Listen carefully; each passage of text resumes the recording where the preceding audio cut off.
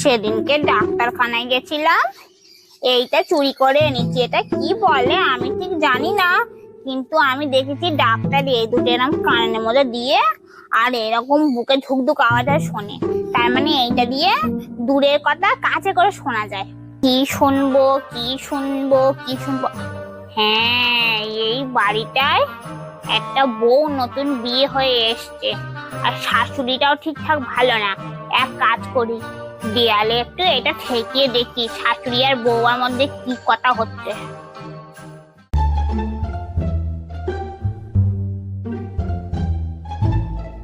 ও বৌমা শোনো, আমাদের পাড়ায় একটা মালতী বলে মহিলা আছে, বাড়িতে আসলে একদম ঢুকতে দেবে না, খুব বাজে মহিলা। উল্টো পাল্টা বাজে বাজে কথা শেখানো।